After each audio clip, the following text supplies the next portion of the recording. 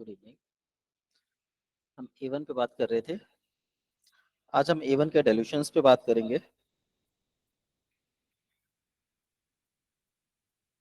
A1 के dilutions की अगर बात करी जाए तो जैसा बताया गया है A1 जो है नसों को फैलाने का काम करती है।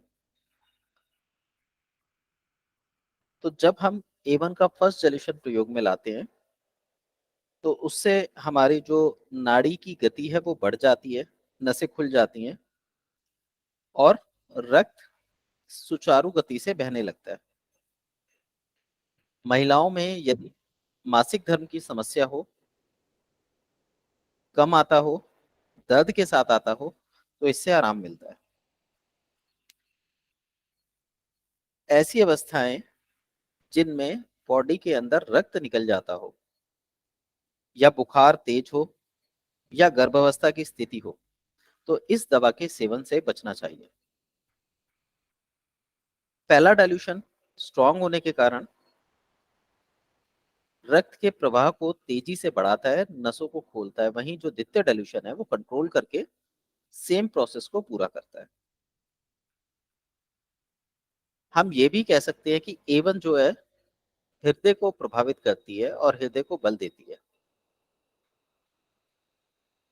ऐसी अवस्था में हमें A1 के स्थान पर रेगुलर रूप में A1 के सेकेंड डाइल्यूशन का प्रयोग ज्यादा बेहतर रिजल्ट देता है, क्योंकि A1 का फर्स्ट डाइल्यूशन तीव्र होता है, तेजी से काम करता है। यदि व्यक्ति के अंदर बुखार रुका हुआ है तो उससे बुखार बढ़ सकता है। इसलिए बेहतर होगा कि प्रैक्टिस के रूप में हम A1 के सेकेंड डाइल्यूशन का प्रयोग करें। इसका जो थर्ड डाइल्यूशन है वो बेसिकली गर्मी कम करता है, क्योंकि जैसा बताया था A1 का फर्स्ट डाइल्यूशन नसों को फैलाएगा तो थर्ड डाइल्यूशन उनको सिकोड़ेगा। तो जब हमें बुखार होता है तो हमारी नस नाड़ियां ढीली पड़ जाती हैं, फैल जाती हैं। तो A1 का थर्ड डाइल्यूशन F1 के फर्स्ट डाइल्यूशन के साथ प्रयोग करने से जो बुखार होता है वो कंट्रोल होता है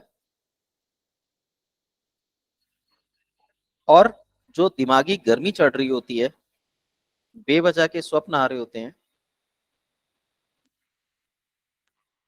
शरीर में कहीं पर भी रक्त बहता हो या वातज उष्णता हो, नर्वस सिस्टम हाइपर एक्टिव हो गया हो, तो ऐसी कंडीशन में A1 का थर्ड डाइल्यूशन F1 के साथ प्रयोग करने से ही उसे तुरंत कंट्रोल करता है। कई बार ऐसा होता है कि A1 का थर्ड डाइल्यूशन प्रॉपर काम नहीं कर पाता, तो हमें हायर डाइल्यूशन में चले जाना चाहिए। ऐसे रोग जिनमें ब्लड तेजी से बहता हो, जैसे नक्सीर फूटना, रक्त में गांठें पड़ना, बवासीर जो खूनी बवासीर होती है, इसमें नसों में तीव्र उत्तेजना पाई जाती है। तो इसका हायर डाइल्यूशन इस उत्तेजना को कम करके आराम देने का काम करता है।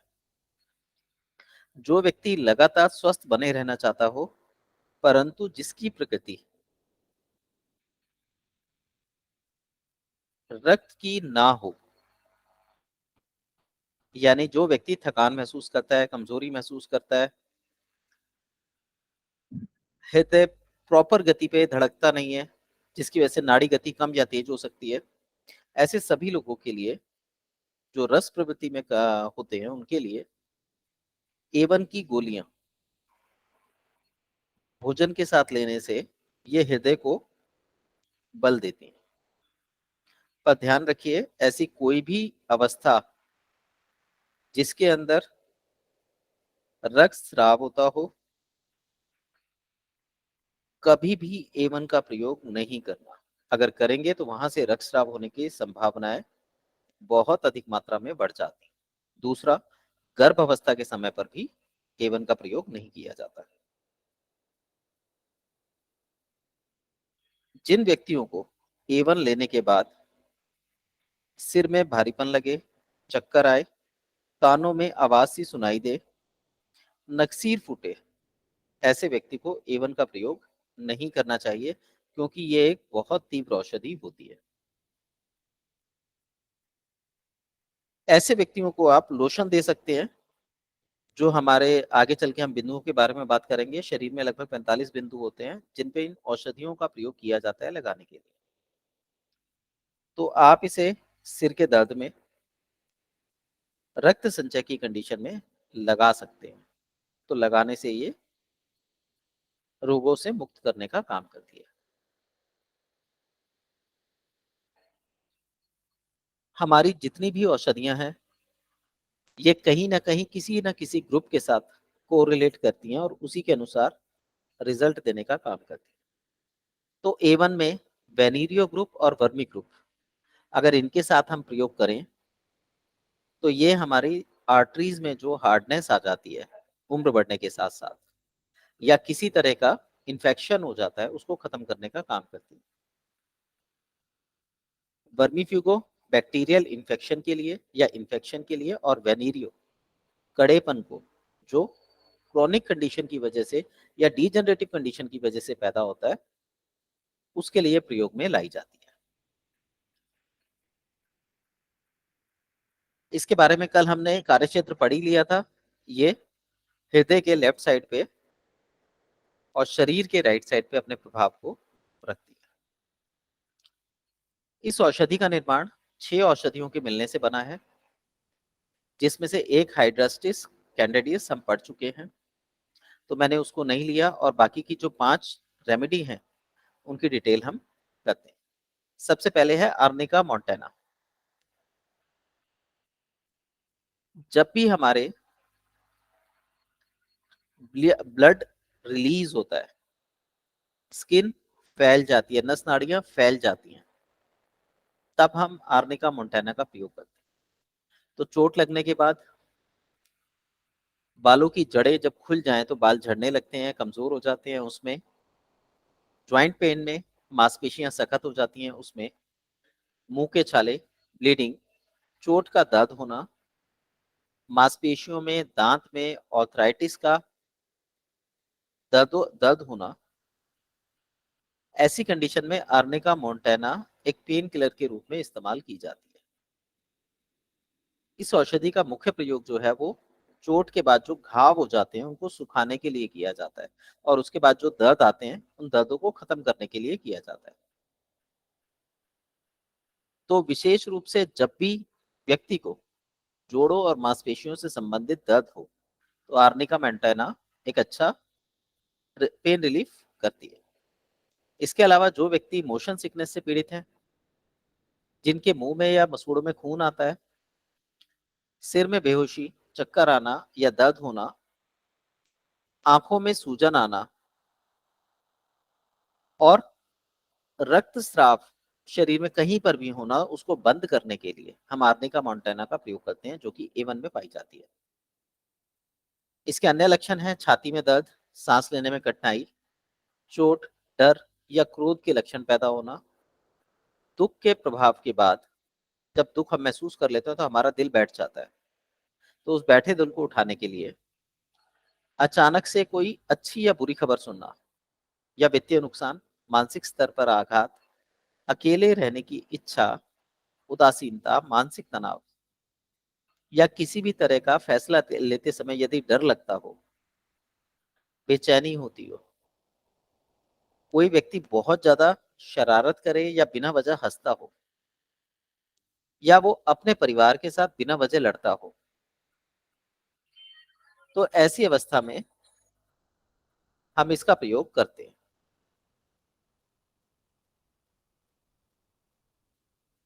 ध्यान रखिए, ये दवा बहुत तीव्र होती है, ज्यादा मात्रा में शरीर में चले जाए तो चकत्ते आ सकते हैं, जिसे हम अटिकेरिया बोलते हैं। उल्टी हो सकती है, चक्कर आ सकते हैं, सिर में दर्द हो सकता है, भारीपन हो सकता है, पेट में दर्द आ सकता है। और यदि हम सही डाइल्यूशन का चुनाव करें तो इन सभी चीजों में आर्निका मोंटेना रिलीफ करने का काम भी करती है।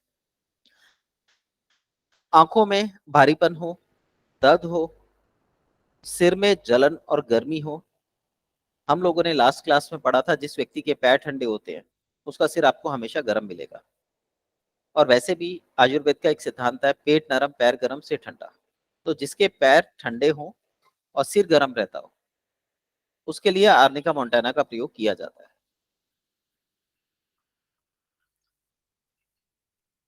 किसी को चक्कर आते हो, सिर घूमता हो, अपनी बात को कहने में डर लगता हो, भावनात्मक कमजोरी हो, ऐसे सभी केसेस में हम इस औषधि का प्रयोग कर सकते हैं। इसके अलावा गर्दन में सूजन आ जाए, मुंह सूखता हो, होंठ फड़कते हो, मुंह में सूखापन रहता हो और मुंह के कोनों पर छाले हों या होंठ जले हुए से महसूस हो, ये ज्यादातर एक बैक्टीरियल इन्फेक्शन के कारण होता है। इस इन्फेक्शन को खत्म करने के लिए आर्निका मोंटाना काफी अच्छा काम करती है। मसूड़ों की कमजोरी, मुंह का कड़वा स्वाद, दांतों में सनसनी, आंखों में दर्द, आंखों की नजरों की कमजोरी, पलकों में सूजन आना, आंखों में जलन, आंखों में आंसुओं का सूख जाना या ज्यादा बनना, आंख बंद करने पर चक्कर जैसा महसूस होना यानी कमजोरी महसूस होना, ये सारे लक्षण आर्निका मोंटाना को दर्शाते हैं। ऐसे ही नाक के छिद्र, नाक की हड्डियों में सूजन, नाक में झुंझुनी, सांस लेने में कठिनाई, नाक में जलन, ये सारे लक्षण आर्निका मोंटाना के हैं। आपने सुना होगा कुछ लोगों को नाक में हड्डी बढ़ जाती है या मांसपेशियां बढ़ जाती है, तो A1C5RE का प्रयोग किया जा सकता है। नाक में जब भी मांस बढ़ता है तो इसका एकमात्र उपाय है, जो अभी तक मैंने अपनी लाइफ में देखा है, वो है योग की एक शुद्धि क्रिया होती है, सूत्र नेति, वही है जो इसको ठीक कर सकती है। पर क्योंकि व्यक्ति इन प्रक्रियाओं से डरते हैं या इनसे वाकिफ नहीं है, तो बहुत सारे लोगों को नाक से संबंधित समस्याएं हो जाती हैं। ऐसी कंडीशन में हम A1 का प्रयोग कर सकते हैं, आर्निका मोंटाना का प्रयोग कर सकते हैं, और ये एक औषधि है जो A1 में पाई जाती है।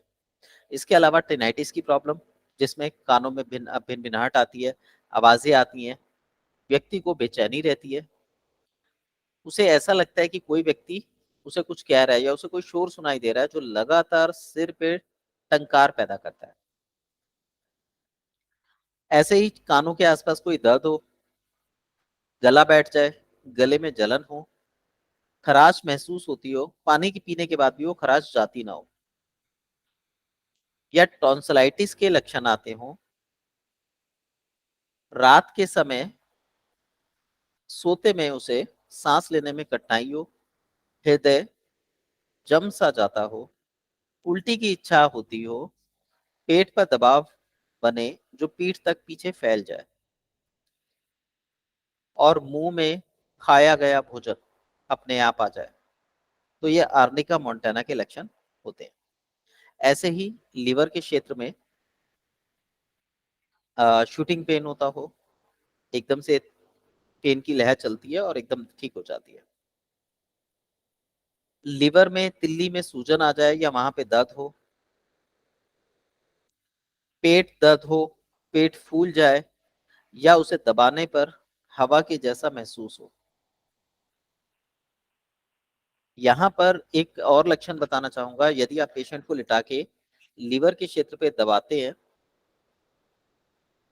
और वहां पे हवा जैसा महसूस हो, तो ऐसे लोगों के अक्सर कमर में दर्द मिलेगा आपको, और लेफ्ट साइड थाइज में भी पेन होगा। ये लोग बहुत गुस्सैल होते हैं, पर ये जो गुस्सा करते हैं ये केवल अपने घर वालों पे गुस्सा करते हैं, अपने जान पहचान वालों पे गुस्सा करते हैं, अनजान लोगों पर ये अपनी बात रख भी नहीं पाते। यदि कोई इनकी बात काट दे तो वो इनका सबसे बड़ा शत्रु है, और ये व्यक्ति हमेशा अपने आप को ही सही समझेंगे। ये एक मानसिक स्थिति होती है। ऐसी अवस्था में A1 एक बेहतरीन औषधि का काम करती है। ऐसे ही कई बार बच्चों में ये देखा गया है कि रात को सोते सोते मूत्र विसर्जित हो जाता है, या किसी व्यक्ति को बार बार पीला मूत्र आता है, या जब मूत्र निर्वाहन करता है तो उस समय दर्द होता है। कुछ लोगों को इस अवस्था में पेट में कीड़े पाने पेट में थ्रेड थ्रेड जो कीड़े होते हैं वो पाए जाते हैं, धागे की तरह के होते हैं ये।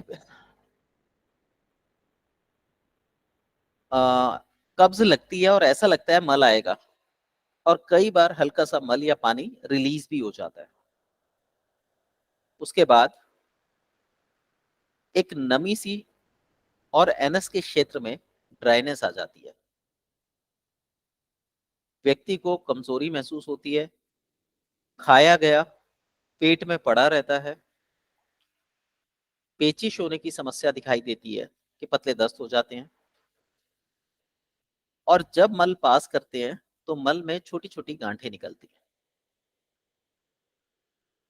ऐसे व्यक्ति के पीठ में आपको अधिकतर दर्द की शिकायत मिलेगी, अंगों में मरोड़ होंगे, व्यक्ति बार बार अंगड़ाई लेता है, अपने शरीर को अकड़ाता है,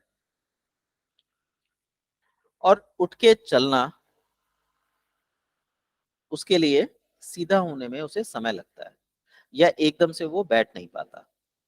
और ऐसे सभी दर्द जो पैरों से शुरू होते हैं और सिर की तरफ जाते हैं,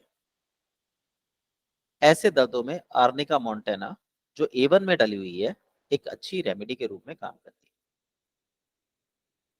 ऐसे ही कुछ लोगों को जो गठिया के लक्षण आ जाते हैं, उसमें उंगलियों में ऐंठन आ जाती है, उंगलियां सूजी हुई दिखाई देती हैं, महसूस होती हैं, हाथ को चलाने की जो क्षमता है वो कमजोर हो जाती है, कोई भारी चीज उंगलियों से उठाने में उंगलियां दर्द करने लगती हैं। इसी प्रकार के लक्षण गर्दन में भी दिखाई देते हैं, कि गर्दन हल्की सी मूव करने पर भी एक हल्का सा पेन दिखाती है। इन सभी केसेस में आर्निका मोंटेना एक अच्छा रोल निभाती है, और इसका एक सबसे बड़ा इंडिकेशन है काले और नीले धब्बे शरीर पर दिखाई देते हैं, जिसे हम बेसिकली वेन्स से जोड़ते हैं। पर यहाँ पर हमें ध्यान रखना है, अगर ये काले नीले धब्बे पैरों पर हों और विशेषकर सीधे पैर पर हों, तो हम इसे A1 से जोड़कर देखते हैं, या आर्निका मोंटेना से जोड़कर देखते हैं। उसके बाद दूसरी औषधि है एवेना सेटिवा। ये शरीर के लिए एक टॉनिक का काम करती है, जिसमें भरपूर मात्रा में विटामिन, पोषक तत्व और खनिज पाए जाते हैं।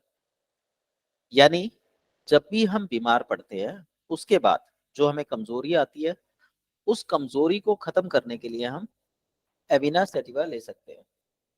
ये एक एनर्जी बूस्टर की तरह काम करती है। इसके अतिरिक्त हम इसे टॉनिक के रूप में तब भी प्रयोग कर सकते हैं जब हमें अतिरिक्त ऊर्जा की आवश्यकता होती है, और ऊर्जा हमें मिलती है कार्बोहाइड्रेट से।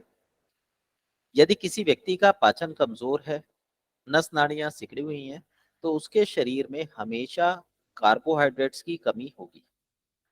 आप किसी भी ऐसे पेशेंट को पकड़िए जो A1 से रिलेट करता हो, आप देखेंगे उसके शरीर में पोषण का अभाव होगा।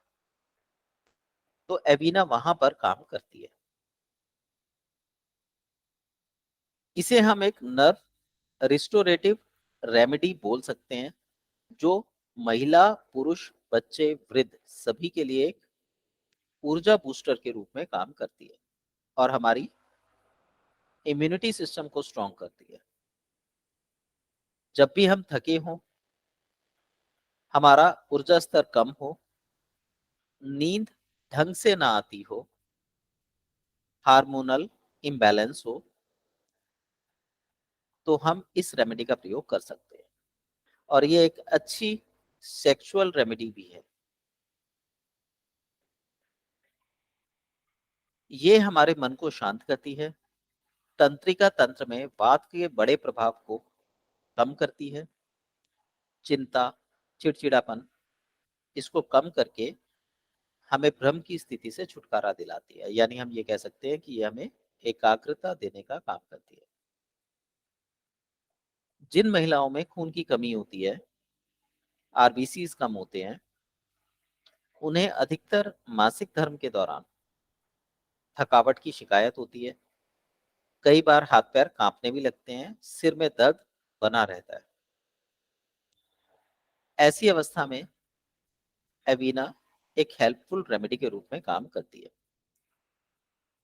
थकावट वाली बीमारियों में कई बार हमें ऐसे डिसीज हो जाती है, जैसे बुखार। यदि हम दवा ना लें तो बुखार अगर अपने आप ना उतरे तो ऐसी कंडीशन में वो हमारे शरीर को तोड़ जाता है। और इसके सबसे अच्छे उदाहरण हैं चिकनगुनिया, डेंगू, मलेरिया। इसके बाद व्यक्ति अधिकतर बीमार रहता है। तो ऐसे कंडीशन में व्यक्ति को भूख कम लगती है, पेट में सूजन बनी रहती है। तो A1 और S10 अलग अलग समय पर बेहतर रेमेडी के रूप में काम करती है। A1 भोजन से पूर्व दी जाएगी और S10 भोजन के 1 घंटे बाद दी जाएगी।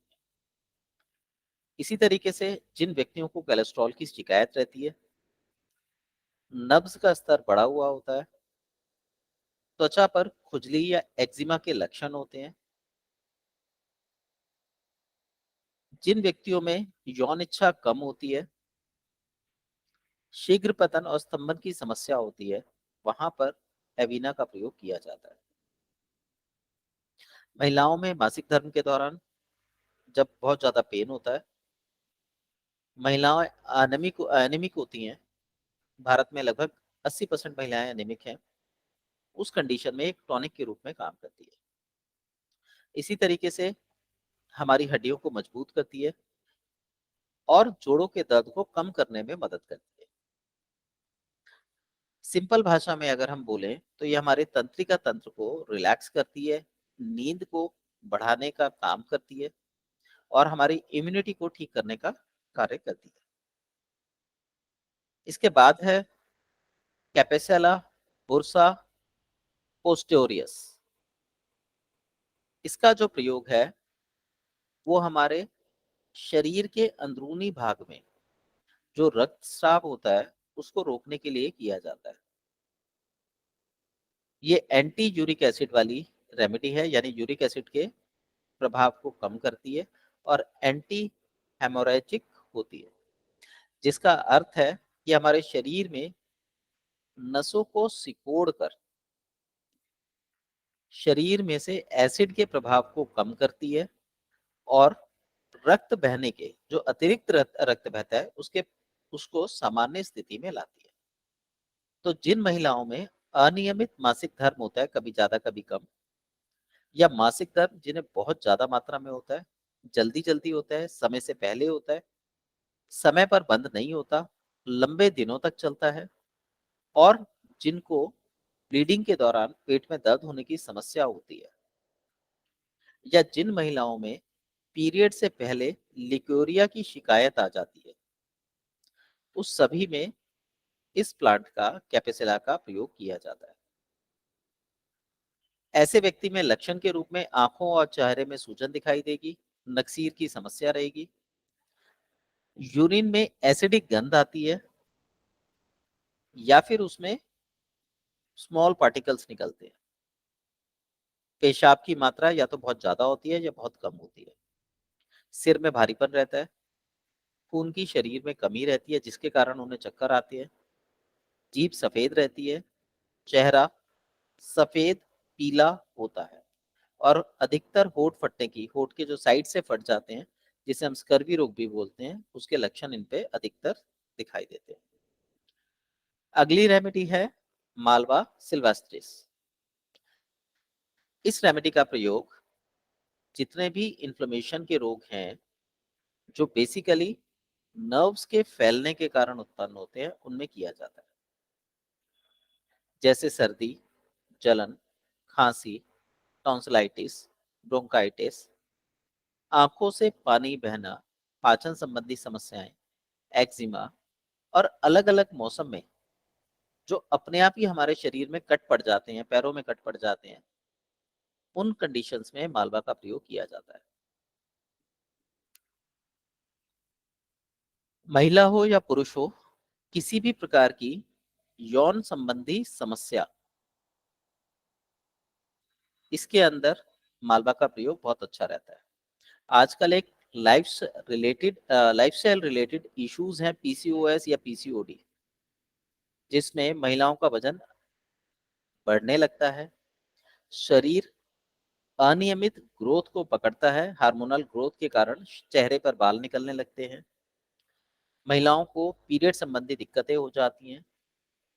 ऐसी सभी अवस्थाओं में मालवा काम करती है। तो इसका अर्थ ये हुआ कि A1 के अंदर कुछ ऐसी मेडिसिन भी हैं जो हार्मोनल डिसबैलेंस को दूर करती है। त्वचा से संबंधित समस्याएं, मुहासों के इलाज के लिए फंगल इन्फेक्शन, बालों की समस्या, बालों का विकास, बालों में रूसी, पुरानी बीमारी, डायबिटीज, वजन घटाने के लिए, अनिद्रा की समस्या के लिए, लिवर के रोग के लिए मालवा का प्रयोग किया जाता है। उसके बाद है सांगुनेरिया कैनाडेंसिस। ये एक रक्त शोधक औषधि है जो हमारी आंतों में रक्त की शुद्धि करती है। यह रेमेडी जो है, ये किसी भी प्रकार की कब्ज जो गर्मी बढ़ने के कारण हो जाती है, जिसमें आंतों में गिल्टियां या गांठें पड़ जाती हैं, जिसे आप लार्ज इंटेस्टाइन पे जब प्रेस करेंगे तो आप वहां पे गिल्टी के रूप में इसको महसूस कर सकते हैं और पेशेंट को सुई चुभने जैसा दर्द महसूस होगा। पेशेंट को लगेगा उसको मल आ रहा है, वो पॉटी पे जाके बैठेगा, गैस रिलीज होगी, बट मल या तो आएगा नहीं या बहुत कम मात्रा में आएगा। और अधिकतर दोपहर के समय उनको फ्लैटस की शिकायत होती है, यानी गैस पास होती रहती है। ऐसे व्यक्ति के सिर दर्द, गले में दर्द और अधिकतर इन लोगों को आपको श्वसन संबंधी समस्याएं देखने को मिलेगी। तो ये जो रेमेडी है, ये श्वसन की झिल्लियों पर काम करती है। जो श्वसन की नलियों में बलगम, सड़ा हुआ बलगम जम जाता है, उसको निकालने में मदद करती है, उसको ढीला करती है। ऐसी कंडीशन में जो इनके कारण हमारे सर में सूखा दर्द होता है, वायु चुभन वाला दर्द होता है, सुई चुभने जैसा दर्द होता है, उसमें राहत देती है। कई बार ये दर्द आपको आंखों के आसपास भी महसूस होता है, जिसमें सुई चुभने जैसा ड्राइनेस का दर्द महसूस होता है। और आप लोगों ने महसूस भी किया होगा, कई बार जुकाम के दौरान एक ही नाक चल रही होती है और जिस नाक से हम सांस लेते हैं उसमें ऐसा लगता है जैसे कोई फांस फंस गई है या वो सुई की तरह चुभती है। उस कंडीशन में सेंगोनेरिया कैंडिस काम करती है। नाक बहने की अवस्था में, गले में दर्द में, हथेली और तलवों में अगर जलन हो, उस अवस्था में शरीर में जहर बनता हो, विशेषकर आंतों में जहर हो, छाती में जहर हो, तो ये रेमेडी छाती और आंतों के लिए काम करती है। या चकते, शरीर में चकते यानी पित्त उठ जाए, उस केस में जब भी हमारे शरीर में बहुत अधिक मात्रा में गर्मी बढ़ने लगती है तो शरीर के विभिन्न भागों में जलन और गर्मी की चमक चलने लगती है। पेशेंट में सूखी खांसी आ जाती है, छाती में घरघराहट होती है, सीटी बजने जैसा आवाज आती है, धातु और थूक पानी की तरह पतले हो जाते हैं और लार बहने लगती है। व्यक्ति हवा के प्रति संवेदनशील हो जाता है और चेहरे पर लाली नजर आने लगती है। यही स्थिति महिलाओं में मासिक धर्म के दौरान होती है। ऐसा व्यक्ति जब भी नमी या ठंड के क्षेत्र में जाता है तो उसकी हड्डियों में दर्द शुरू हो जाता है। तो ये रेमेडी जो है, सेंगोनेरिया, शरीर में अतिरिक्त गर्मी को कम करने का काम करती है। तो जितने भी लंग्स रिलेटेड इश्यूज हैं जो गर्मी बढ़ने के कारण होते हैं, वहां पर हम A1 का प्रयोग कर सकते हैं। तो किसी भी प्रकार का शरीर में तंत्रिका संबंधित दर्द, कटने का, फटने का, कटना, फटना, खींचना, तनाव, दबाव, इन सभी स्थितियों में आप A1 का प्रयोग कर सकते हैं। और कई बार व्यक्ति की उंगलियों में, पैरों के नीचे कॉर्न हो जाते हैं, और उसमें से गर्मी सी निकलने लगती है। तो ऐसी अवस्था में भी इस रेमेडी का प्रयोग किया जाता है। आंखों की पुतलियों में दर्द हो, थकान हो, भारीपन हो, जलन होती हो, पानी आता हो आंखों से, या किसी विशेष अवस्था में कान लाल और गर्म हो जाते हो। आपने देखा होगा कोई व्यक्ति जब शर्माता है तो गालों पे लाली आ जाती है। यदि यही लाली धूप में जाने पर किसी विशिष्ट अवस्था में आ जाती है तो ये एवन के सिम्टम्स को बॉडी पर दर्शाती है। कान का दर्द, सिर दर्द, कानों में गाने सुनाई देना या कोई आवाज सुनाई देना, सिर में चक्कर आना, बाहर से कानों का लाल होना, फूलों के प्रति एलर्जी होना, गंध के प्रति एलर्जी होना, किसी भी प्रकार की एलर्जी जिसमें छींकना, नाक में पानी बहना, नाक में गर्मी बढ़ना, गले में कच्चापन आना, ये लक्षण एवन को दर्शाते हैं। ऐसे ही आपने देखा होगा कुछ लोग कोल्ड ड्रिंक पीने के बाद उनके दांतों में दर्द होने लगता है या गले में सूजन आ जाती है, गले में खराश, जलन, टॉन्सिल, पेट में जलन, सिर दर्द होना, मुंह से लार गिरने लगती है, थूकने का मन करता है, पेट में मरोड़े आते हैं, पेट के ऊपरी भाग में जलन और छाती में जलन महसूस होती है, शाम के समय कुछ खाने की इच्छा नहीं करती और शरीर को दबाने मसलने पर आराम सा फील होता है।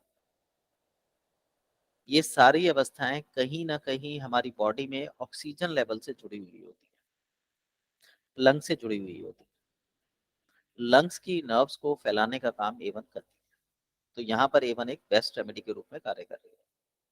इसी तरीके से महिलाओं में पीरियड्स के सॉरी रजोनिवृत्ति, जो पीरियड्स बंद हो जाते हैं उस समय आप देखेंगे हार्मोनल डिसबैलेंस होने के कारण उनकी हथेलियां गर्म हो जाती हैं या तलवों में, पैरों में गर्मी आ जाती है, पसीना आने लगता है, पेट में दर्द, सिर में दर्द बना रहता है, मासिक धर्म दिखाई देता है पर होता नहीं है, दोपहर में छाती में जलन हो जाती है, नींद नहीं आती, उल्टी जैसा लगता है, चिड़चिड़ापन होता है, सिर फटने को होता है और पीठ में निचले स्थानों पर दर्द होने लगता है, ड्राइनेस आ जाती है। इसी तरीके से बाद में ये चीज चल के पहले पिंडलियों में सूजन आती है, फिर थाइज में कमजोरी आती है और फिर घुटनों में कठोरता और दर्द बना रहने लगता है। ऐसे ही उनको जब भी हल्के फुल्के पीरियड्स का समय होता है तो बहुत ज्यादा डार्क कलर के स्राव या धब्बे दिखाई देने लगते हैं। ऐसी अवस्था में कई बार उनकी हड्डियों की भी समस्याएं क्रिएट हो जाती हैं। तो ये रेमेडी इन सभी अवस्थाओं में काम करती हैं और हमने जो भी इन रेमेडीज में पढ़ा ये सारी रेमेडीज कहीं ना कहीं एवन से कनेक्टेड है। तो एवन की रेमेडीज जो है वो इन सब चीजों को कंट्रोल करने का काम करती है। तो ये हमारी एवन की रेमेडीज थी। यदि आप कुछ पूछना चाहें तो पूछ सकते हैं।